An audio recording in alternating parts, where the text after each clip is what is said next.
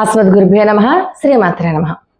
చాలామంది అడుగుతున్నారు, లలితా సహస్రనామాలు పని చేసుకుంటూ చదువుకోవచ్చా, వినచ్చా, అలాగే విష్ణు సహస్రనామాలు చదివితే మంచిదా, లలితా సహస్రనామాలు చదివితే మంచిదా అని చెప్పి అడుగుతూ ఉన్నారు.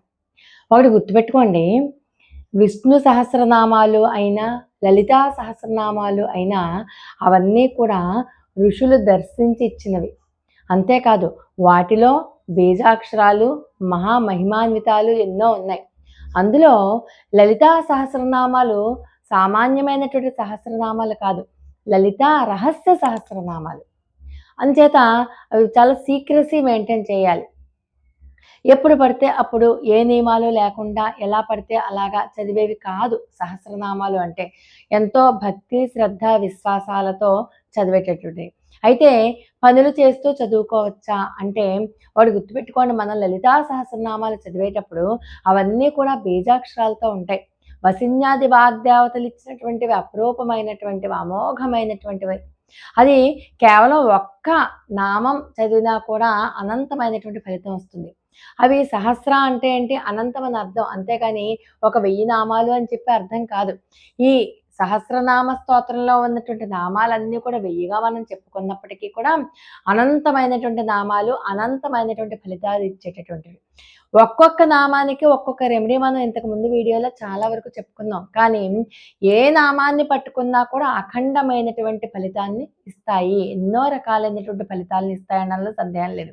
మరి ఆ రహస్య సహస్రనామాలు, ఈ దశమహావిద్య, ఇంకా చెప్పాలి అంటే లలితా రహస్య సహస్రనామాలు అన్నవి దశమహావిద్యలలో ఒకటి. శక్తి జాగృతం అవుతుంది, కుండలిని జాగృతం అవుతుంది.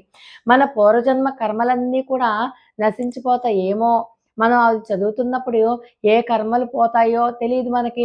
ఏ కర్మల నుంచి మనం బయటకు వచ్చేస్తామో వెంటనే కుండలిని జాగృతం అయిపోయింది అనుకోండి, 7 చక్రాస్ మీద యాక్టివేట్ అయిపోయాయి అనుకోండి, మన కుండలిని జాగృతం అయిపోతుంది. అందుకని ఎప్పుడైనా సరే లలితా సహస్రనామాలు చదవాలి అనుకుంటే డ్రైవింగ్ చేసేటప్పుడు, ఎక్కడికైనా వెళ్తున్నప్పుడు, లేకపోతే ఏ ప్రదేశంలో అయినా కూర్చునో ఎప్పుడూ చదవద్దు.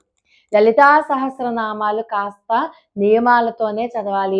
అది ఒక కాన్స్టెంట్ ప్లేస్లోనే కూర్చుని మీరు లలితా అమ్మవారి యొక్క చిత్రపటం ఎదురుండగా కూర్చుని దోషాలు లేకుండా, అచ్చుతప్పులు లేకుండా చదవాల్సి ఉంటుంది.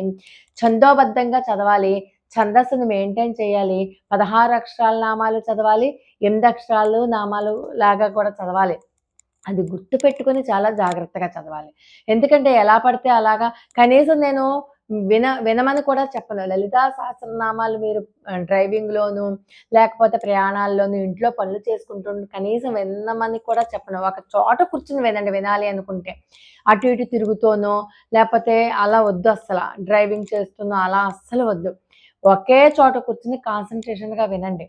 మీరు ఒక స్థిరంగా కూర్చుని. అలా చెయ్యొద్దు. ఎందుకంటే అవి బీజాక్షరాలతో ఉన్నది. ఏ నామం ఏ అద్భుతం చేస్తుందో తెలీదు. ఏ బీజాక్షరం మనలో ఎలా ప్రవేశిస్తుందో తెలీదు.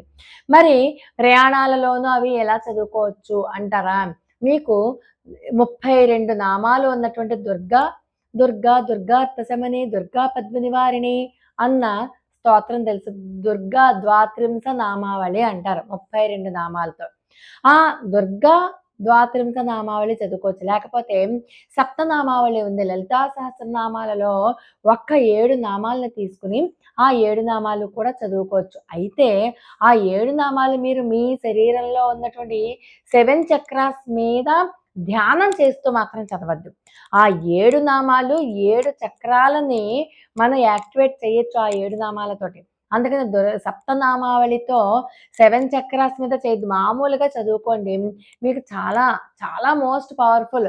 ఈ 32 నామాలు పవర్ఫుల్లే. ఈ 7 పేర్లు కూడా పవర్ఫుల్లే.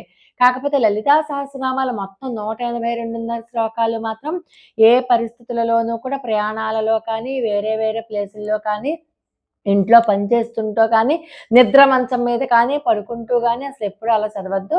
నియమ నిష్టలతో ఒక ఇన్ని రోజులు చదువుతానని చెప్పి పెట్టుకోండి. ఒక వారం రోజులు లేదా పౌర్ణమి ప్రతి శుక్రవారం, ప్రతి అష్టమి నాడు అలా చదువుతానని చెప్పి పెట్టుకోండి. దాంట్లో చాలా అమోఘమైనటువంటి ఫలితం వస్తుంది. విష్ణు సహస్రనామాలకి ఇలాంటి కఠినమైన నియమాలు లేవు. విష్ణు సహస్రనామాలు సర్వకాల సర్వావస్థల్లోనూ చదువుకోవచ్చు. ఆఖరికి నిద్ర మంచం మీద నుంచి లేచి కూర్చున్న వెంటనే విష్ణు సహస్రనామం చదవాలన్న కోరిక అనిపించి 1, 2 శ్లోకాలు కనుక మీరు చదువుకున్నా కూడా దోషం లేదు అంటుంది శాస్త్రం. విష్ణు సహస్రనామాలు అది కూడా అమోఘమైనటువంటి ఫలితమే. కానీ అవన్నీ కూడా సాత్వికమైనటువంటి ఫలితాన్ని ఇచ్చేటటువంటి ఫలితం. లలితా సహస్రనామాలలో రాజసిక ప్రవృత్తి ఉంటుంది. సత్వ, రజస్, తమో గుణాలు అవి అందులోనూ రాజసిక గుణం ఎక్కువగా ఉన్నటువంటి నామాలు, రహస్య నామాలు, సీక్రెసీ మెయింటైన్ చేయాలన్నమాట. అందుకని విష్ణు సహస్రనామాలు మీరు పనిచేస్తూ చదువుకున్నా, లేకపోతే డ్రైవింగ్‌లో ఉన్నప్పుడు చదువుకున్నా, లేకపోతే ఏదైనా వర్క్ చేస్తూ వింటూ ఉన్నా ఏమీ దోషం లేదు. ఇది సర్వకాల సర్వావస్థల్లోనూ చదువుకోవచ్చు. కానీ లలితా సహస్రనామాలు మాత్రం మీరు నియమంగా చదవాలి. రెండిటికి కూడా ఫలితాలు అమోఘంగానే వస్తాయి. అంటే ఇది పూర్తిగా సాఫ్ట్ విష్ణు సహస్రనామం అన్నది. లలితా సహస్రనామం శక్తి, ఎనర్గైజ్ అయిపోతుంది మన బాడీ అంతా కూడా. అలా ఎనర్గైజ్ అయిపోయినప్పుడు ఏమో ఏ శక్తి అయినా ఎలా అయినా యాక్టివేట్ అయిపోవచ్చు మన బాడీలోంచి. దాన్ని తట్టుకోలేమనమాట మనం. అందుచేత లలితా సహస్రనామాలు ఒక నియమితమైనటువంటి సమయంలో ఈ నియమాలు పాటిస్తూ విష్ణు సహస్రనామాలు చదివితే కుటుంబంలో ఎనలేని సంతోషం. అలాగే అనారోగ్యాలు ఏవి మన దగ్గరికి రావు. ఏ రకమైనటువంటి బాధలు మన దగ్గరికి అస్సలు రావు. అలాంటి అమోఘమైన పవర్ కూడా విష్ణు సహస్రనామాల్లో ఉంది. అంటే విష్ణు సహస్రనామాలు, లలితా సహస్రనామాలు రెండూ కూడా సమాన స్థాయిలో సమాన ఫలితాలని ఇచ్చేవే. కానీ దశమహావిద్య రూపాంతరమైనటువంటి ఆ రహస్య సహస్రనామాలు డైరెక్ట్‌గా మనలో ఉన్నటువంటి శక్తిని జాగృతం చేసేసి కుండలిని మీద ప్రభావం చూపిస్తాయి. ఇది స్లోగా పనిచేస్తుంది విష్ణు సహస్రనామం. అది ఫాస్ట్‌గా మన మీద ప్రభావాన్ని చూపిస్తుంది. రెండూ కూడా అమోఘమైన, అత్యద్భుతమైనటువంటి ఫలితాలను ఇస్తాయి. కావాల్సిందల్లా మనలో పూర్తి శ్రద్ధ, భక్తి, విశ్వాసాలే. చక్కగా ఒక శుచి, శౌచాన్ని పాటిస్తూ చదువుకోవాల్సినటువంటి నామాలు లలితా రహస్య సహస్రనామ స్తోత్రం అంటే. ఎటువంటి అచ్చు తప్పులు లేకుండా, ఎటువంటి అక్షర దోషాలు లేకుండా మీరు చాలా చక్కగా చదువుకోవాలి. లోకా సమస్త సుఖినో భవంతు. మరొక అద్భుతమైన వీడియోతో మళ్ళీ కలుసుకుందాం. అంతవరకు నమస్కారం.